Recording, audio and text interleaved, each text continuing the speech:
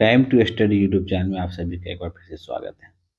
पिछले पिछले प्राचीन भारतीय इतिहास में पिछला क्लास जो था राजपूतों का राजवंश के बारे में हम लोग देखेंगे, जो क्या पूर्व मध्यकालीन भारत में आता है ना। तो उसी से रिलेटेड आज हम लोग राजपूत वंशों से रिलेटेड एमसीक्यू क्वेश्चन जो घटना चक्र की बुक आती है उसे करने जा रहे हैं।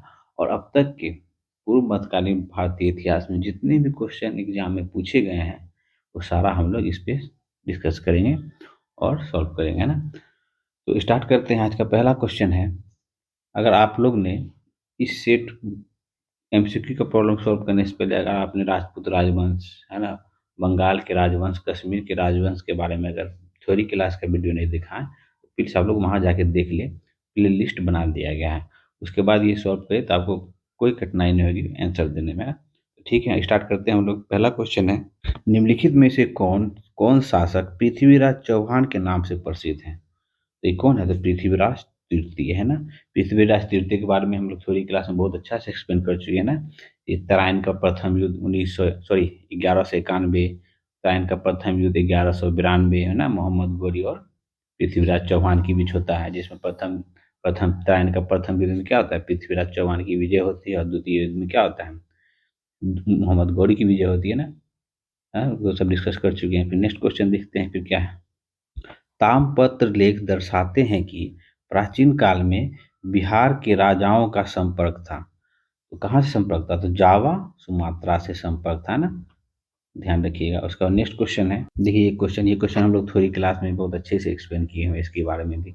देखिए, क्या है, स्वर्ण भूमि का वह राजा कौन था जिसने नालंदा में एक बौद्ध विहार की स्थापना की तथा उसके रख रखाव हेतु हेतु अपने दूत द्वारा कृष्ण देवराय सॉरी सॉरी देवराय से 5 गांव दान देने के लिए क्या प्रार्थना किया था। तो कौन था? तो शैलेंद्र वंशी शासक कौन था? शैलेंद्र वंशी शासक बालपुत्र देव ने देवपाल से मांगा था ना। हम लोग थ्योरी क्लास में इसके बारे में डिस्कस किए हुए हैं ना। आप लोग नहीं देखे हैं थ्योरी क्लास, इसका भी वीडियो आप लोग जरूर देखें। जो इससे पहले था कौन था? तो बंगाल के राजवंश, कश्मीर के राजवंश और राजपूत राजवंशों की उत्पत्ति, इस तीनों से रिलेटेड हम लोग एमसीक्यू अभी सॉल्व कर रहे हैं। ठीक है, तो नेक्स्ट क्वेश्चन देखते हैं फिर क्या है।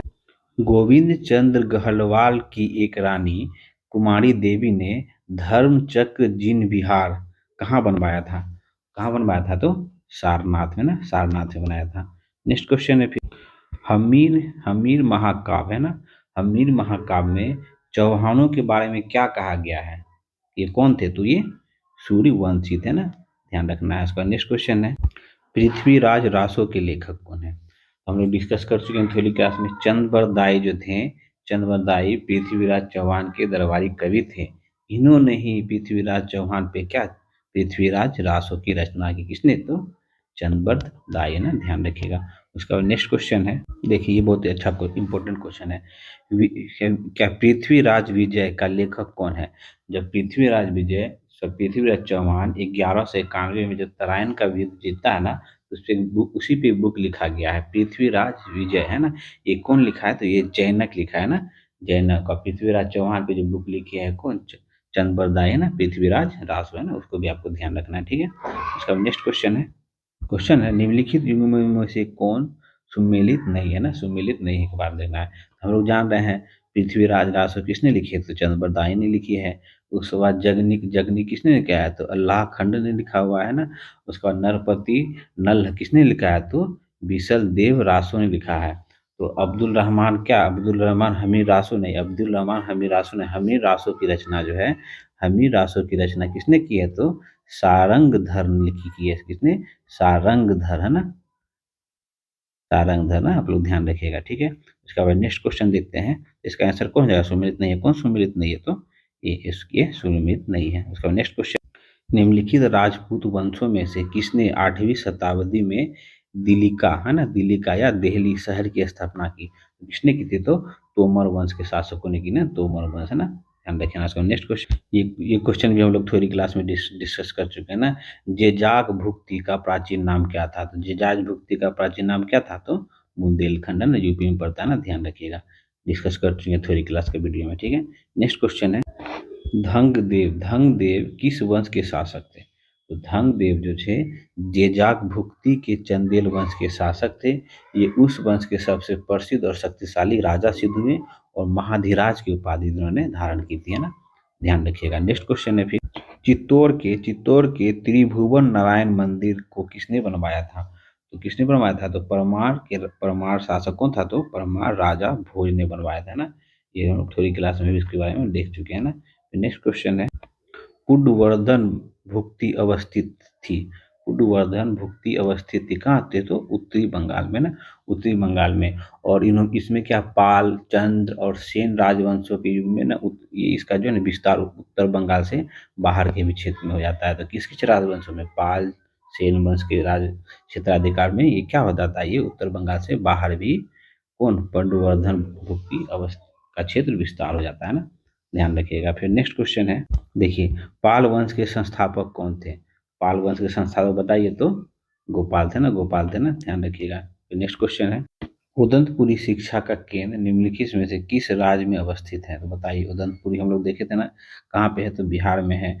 उदंतपुरी शिक्षा केंद्र किसने बनवाया था? तो गोपाल ने बनवाया था ना। ये भी हम लोग देख चुके थे ना। नेक्स्ट क्वेश्चन है, निम्नलिखित में से किसने सोनपुर महाविहार का निर्माण करवाया था? किसने करवाया था? तो धर्मपाल। देख रहे हैं एमसीक्यू से जितना क्वेश्चन आ रहा है सारा क्वेश्चन हम लोग थ्योरी क्लास में डिस्कस कर चुके हैं। हम लोग जो थ्योरी क्लास डिस्कस कर रहे हैं mainly exam point of view पे पूरा फोकस करके मेरा नोट्स बनाया गया है ना। उस नोट्स को जरूर आप लोग पढ़ें और थ्योरी क्लास जरूर देखें ना। आपको सॉल्व करने में एकदम कोई कठिनाई नहीं होने जा रहा है ना। उसके बाद देखिए नेक्स्ट क्वेश्चन है फिर, देखिए विक्रमशिला नामक प्रसिद्ध प्राचीन विश्वविद्यालय स्थापना करवाया था बंगाल के किस शासक ने करवाया था? तो किसने करवाया था? तो धर्मपाल ने कराया था ना। नालंदा नालंदा विहार ये क्या बौद्ध धर्म से संबंधित था ना। नालंदा विश्वविद्यालय ध्वस्त होने के बाद ना ये काफी मतलब विक्रमशिला विश्वविद्यालय जो है ना काफी प्रचलित हो जाती है ना। ये भी बौद्ध धर्म से संबंधित है ना। इसका नेक्स्ट क्वेश्चन देखते हैं फिर क्या है। ठीक है, फिर मिलता जुलता क्वेश्चन, उस पाल शासक का नाम बताया जिसने विक्रमशिला विश्वविद्यालय की स्थापना की? किसने की थी? तो धर्मपाल ने की थी ना। आप लोग जान ही रहे हैं। उसका नेक्स्ट देखिए, विक्रमशिला महाविहार की स्थापना किस वंश के शासक द्वारा कराया गया था? तो हम लोग जाने रहे विक्रमशिला पाल वंश के शासक काल में हुआ था ना। तो कौन? धर्मपाल ने किया था ना। ध्यान, पाल वंश के द्वारा है ना। ध्यान रखिएगा। नेक्स्ट क्वेश्चन है, विक्रमशिला विश्वविद्यालय इनमें से आज किस राज्य में अवस्थित है? आप ही लोग बताइए किस राज्य में स्थित है? बिहार के भागलपुर में अवस्थित है। आप में से काफी लोग जान भी रहे होंगे ना। उसका बाद नेक्स्ट क्वेश्चन है, ये क्वेश्चन अच्छा इंपॉर्टेंट है, निम्नलिखित स्थानों में से कौन सा स्थान मध्य पूर्व मध्यकालीन में शिक्षा का प्रमुख केंद्र नहीं था? नहीं था पूछ रहा है ना। तो नालंदा तो था, विक्रमशिला विश्वविद्यालय भी था, है ना। उदंतपुरी भी था। तो कौन नहीं था? तो तक्षशिला तक्षशिला नहीं था ना। तक्षशिला नहीं था। आप लोग ध्यान रखिएगा। नेक्स्ट क्वेश्चन है, निम्नलिखित में से किसने राष्ट्रकूट साम्राज्य की नींव रखी थी? तो बताइए कौन रखी थी, है ना। हम लोग वहाँ डिस्कस कर चुके हैं ना। कौन? तो दंती दुर्ग ने राष्ट्रकूट वंश की स्थापना की थी, है ना। ध्यान रखिएगा। नेक्स्ट क्वेश्चन है, निम्नलिखित में से किसने हिरण्य गर्भ धार्मिक काम करवाया था? तो किसने करवाया था? तो दंती दुर्ग ने करवाए थे ना। इसका नेक्स्ट क्वेश्चन है, निम्नलिखित में से कौन अपने पिता के अभियानों के क्रम में सैनिक छावनी में पैदा हुआ था? तो सैनिक छावनी में कौन पैदा हुआ था युद्ध के अभियान में? तो ये हुए थे कौन? अमोघ वर्ग राजपूत में, है ना। तो इसके पिता जो थे, इसके पिता जो राजपूत राजा गोविंद तृतीय ना उत्तर भारत के सफल अभियान से लौट रहे थे। तो उसी टाइम इसका जन्म होता है ना, सैनिक युद्ध ये छावनी में, है ना। ध्यान रखिएगा। नेक्स्ट क्वेश्चन है फिर, महानतम प्रतिहार राजा कौन हुए? तो मिहिर भोज हुए ना। हम लोग थ्योरी क्लास में देख चुके हैं ना। फिर नेक्स्ट क्वेश्चन है, देखिए गुर्जर प्रतिहार शासकों में से किसकी उपाधि क्या थी? तो आदि वराह, है ना। आदि वराह किसकी उपाधि थी? तो बताइए किसकी थी? तो मिहिर मिहिर भोज की उपाधि थी क्या? आदि वराह, है ना। ध्यान रखिएगा। उसके बाद नेक्स्ट क्वेश्चन देखिए, महान जैन विद्वान हेमचंद किसकी सभा में अलंकृत करते थे? तो किसकी सभा में अलंकृत करते थे? तो कुमार पाल के सभा में ना, कुमार पाल के सभा में ना। ध्यान रखिएगा। इसका नेक्स्ट क्वेश्चन, निम्नलिखित में से किस एक नया सावन चलाने का यश प्राप्त है? तो ये कौन है? तो ये लक्ष्मण सेन, है ना। सेन जो है ना कुछ 28 वर्षों तक शासन किया और नए सामंत कौन? लक्ष्मण सावंत की प्रारंभ का शुरुआत कराई थी ना। ध्यान रखिएगा। उसका नेक्स्ट क्वेश्चन देखिए, लक्ष्मण सामंत प्रारंभ निम्नलिखित में से किस वंश के द्वारा किया गया था। तो हम लोग जस्ट पीछे देखे ना, लक्ष्मण सामंत कौन चलाया था, तो लक्ष्मण सेन ने चलवाया था। तो उसके कौन वंश से रिलेटेड था, तो सेन वंशों के द्वारा ना, ध्यान रखिएगा, बंगाल के है ना ये। उसका नेक्स्ट क्वेश्चन है, महान संस्कृत कवि कौन, तो नाटककार और राजशेखर निम्नलिखित में से किसके दरबार से संबंधित थे। तो ये किसके दरबार से संबंधित थे, तो मिहिर पाल और महेंद्र पाल प्रथम के दरबार से ये संबंधित थे, है ना। उसके बाद नेक्स्ट क्वेश्चन है, गुज्जर प्रतिहार वंश के संस्थापक कौन थे। गुज्जर प्रतिहार वंश के संस्थापक कौन थे, तो नागभट्ट प्रथम थे ना, हम लोग देख चुके हैं ना थोड़ी क्लास में। उसके बाद फिर देखते हैं नेक्स्ट क्वेश्चन क्या। देखिए क्वेश्चन बहुत अच्छा है, राजवंशों जो राजवंश जो कन्नौज पर अधिकार स्थापित करने के लिए त्रिपक्षीय संघर्ष में उलझा रहा, तो कौन रहा। हम लोग देखे थे ना, धर्मपाल पहली बार इसमें शामिल हुआ था, पाल वंश से संबंधित था ना। उसके बाद कौन आता है, तो गुज्जर प्रतिहार और राष्ट्रकूट। इन तीनों के बीच क्या होता है, इन तीनों के बीच कन्नौज के लिए त्रिपक्षीय संघर्ष होता है, और ये अंततः क्या, गुज्जर प्रतिहारों की क्या होती है, विजय होती है ना। ये हम लोग थ्योरी क्लास में डिस्कस कर चुके हैं, आप लोग नहीं देखे हैं तो वो जाकर देख लीजिएगा, है ना। फिर नेक्स्ट क्वेश्चन देखते हैं। देखिए अभी क्वेश्चन में पूछ रहा है, निम्नलिखित में से कौन त्रिपक्षीय संघर्ष का हिस्सा नहीं था। तो हम लोग अभी जस्ट देखे कौन था, पाल भी थे, राष्ट्रकूट भी थे, प्रतिहार भी थे, कौन नहीं था, तो चोल नहीं था ना, चोल नहीं था ना, ध्यान रखिएगा। नेक्स्ट क्वेश्चन है फिर, महोदया महोदया किसका पुराना नाम पूछ रहा है ना, महोदया किसका पुराना नाम है, तो कन्नौज का पुराना नाम क्या है, तो महोदया। नेक्स्ट क्वेश्चन फिर क्या है? निम्नलिखित में से किसे नगर महोदय श्री या महोदया के नाम से जाना जाता था। तो जस्ट देखे किसे, तो कन्नौज को जाना जाता है ना। इसका नेक्स्ट क्वेश्चन,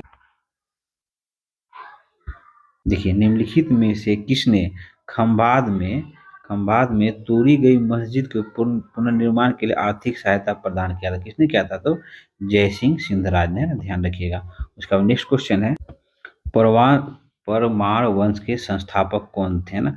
परमार वंश के संस्थापक कौन थे, तो परमार वंश के संस्थापक थे उपेंद्र राज, है ना, उपेंद्र राज, है ना। उपेंद्र राज तो ऑप्शन में दिया, आप लोग ध्यान रखिएगा, कौन, उपेंद्र राज ना, उपेंद्र राज, है ना, आप लोग ध्यान रखिएगा, उपेंद्र राज ने परमार वंश के संस्थापक थे ना। इसका नेक्स्ट क्वेश्चन है, देखिए क्वेश्चन है, राजा भोज ने शासन किया। राजा भोज ने शासन किया, तो राजा भोज ने धारा पर शासन किया। देखिए कैसे होता है, ये जो राजा भोज के थे, परमार वंश के शासक थे, है ना। परमाणु में सबसे पहले शासन का केंद्र कहाँ था, तो उज्जैन था ना। उसके बाद में क्या होता है, बाद में अपने तत्पश्चात जो क्या है, धारा पर जो है ना, धारा को अपना राजधानी बनाता है और स्थानांतरित कर देता है, कहाँ, उज्जैन से धारा पे। तो क्वेश्चन पूछ रहा है, राजा भोज शासक थे, है ना, तो धारा के थे ना, धारा उस टाइम राजधानी बना देता है उज्जैन के बाद, है ना, ध्यान रखिएगा। इसका नेक्स्ट क्वेश्चन है, निम्नलिखित में से किसने काल्पनिक वैज्ञानिक उपकरणों पर पुस्तक लिखी है। तो ये पुस्तक इस पर की पुस्तक कौन लिखी है, तो भोज ने लिखी है ना, राजा भोज ने लिखी है ना, परमार वंश के शासक। उसका नेक्स्ट क्वेश्चन, भोजशाला मंदिर की अष्टात्री देवी, मतलब भोजशाला मंदिर की अष्टात्री देवी कौन है, तो भागवती सरस्वती ने। हम लोग देखे थे ना कि राजा भोज ने क्या करता है, राजा भोज ने अपने राजधानी में क्या करता है, सरस्वती मंदिर का निर्माण करवाता है, और उसके परिसर में संस्कृत विद्यालय भी करवाता है ना। उसी से और किसी भी परमार वंश के शासक थे ना, ये भी ध्यान में रखिएगा। फिर नेक्स्ट क्वेश्चन है, निम्नलिखित में से कौन परमार वंश के शासक नहीं है। तो ये देखो, उपेंद्र है, मंजू है, और उदयादित्य है ना। उसके बाद कौन नहीं है, तो ये गंगदेव ने, है ना। गंगदेव किसके हैं, तो कलचुरी वंश है ना, ध्यान रखिएगा। गंगदेव किसे है, तो कलचुरी वंश है ना, परमार वंश के नहीं है। उसके बाद नेक्स्ट क्वेश्चन है, गोडवहो की रचयिता कौन है, तो वाक्यपति, है ना, वकपति, ध्यान रखिएगा, कौन है, तो वकपति। नेक्स्ट क्वेश्चन है, ये कौन थे, तो ये जो है ना, गढ़वालों के टाइम की ये है ना, कन्नौज के राजा कौन थे, तो यशोवर्धन के आश्रित कवि थे, कौन, तो वाक्यपति, है ना, ध्यान रखिएगा, कौन थे, तो गढ़वालों के जो राजा थे यशोवर्धन, उसके दरबार में आश्रित कवि थे, वाक्यपति, है ना, ध्यान रखिएगा। उसका नेक्स्ट क्वेश्चन है, ये क्वेश्चन इंपॉर्टेंट है, बहुत एग्जाम में पूछे जाते हैं ना। कश्मीर का अकबर के नाम से कौन प्रसिद्ध है? तो कौन प्रसिद्ध है हम लोग थोड़ी क्लास में देख चुके हैं, जब कश्मीर का राजवंश देख रहे थे तो सुल्तान जैनुल अब्दीन को क्या कहा गया है? कश्मीर का अकबर कहा गया है। इन्होंने संस्कृत के अनेक महत्वपूर्ण ग्रंथों का क्या अनुवाद करवाया था, है ना। ये भी पॉइंट आप लोग ध्यान में रख सकते हैं। उसके बाद देखते हैं नेक्स्ट क्वेश्चन क्या है। देखिए ये बिहार से संबंधित क्वेश्चन हो जाता है। क्या है? कर्नाट वंश के संस्थापक कौन थे? तो कर्नाट वंश के संस्थापक कौन थे? तो ये नान्य देव थे, है ना। नान्य देव थे। इसी इसी इसी वंश पे जो है ना गयासुद्दीन तुगलक ने जब बंगाल अभियान से लौट रहा था, तो इसी इसी बंगाल क्षेत्र में, बिहार के क्षेत्र में किसका? कर्नाट वंश का शासन था। इसी इसी वंश में क्या आक्रमण इसको भी जीत लेता है उस टाइम, है ना। हम लोग आगे देख लेते हैं उसके बारे में डिटेल। अगला क्वेश्चन है कर्नाट वंश के अंतिम शासक। देखिए कर्नाट वंश के संस्थापक कौन? तो नान्य देव। फिर कर्नाट वंश के अंतिम शासक कौन है? तो हरि सिंह, है ना। हरि सिंह, ध्यान रखिएगा। हम लोग जब बिहार का हिस्ट्री जब पढ़ेंगे ना, तो इस युद्ध के बारे में विशेष चर्चा करेंगे। जब गयासुद्दीन तुगलक जब युद्ध करके आ रहा होता है ना बंगाल विजय से, तो ये बिहार के क्षेत्र में कर्नाट बस मिथिला का क्षेत्र जो है ना, मिथिला का स्वर्ण युग भी कहा जाता है इस काल को ना। इस पे आक्रमण करके इसको अपने अधीन कर लेता है। उसी के आने के क्रम में जो मोहम्मद बिन तुगलक द्वारा एक महल, लकड़ी का महल बनाया जाता है, जिसपे वो हाथी घुस जाने से क्या महल गिर जाता है और गयासुद्दीन तुगलक की मृत्यु हो जाती है ना। ये सब डिस्कस हम लोग अभी जो मध्यकालीन भी भारत स्टार्ट करेंगे ना, सब बहुत अच्छा से एक्सप्लेन करेंगे ना। आप जैसे चैनल के साथ बने रहे हैं ना। उसका नेक्स्ट आखिरी क्वेश्चन है।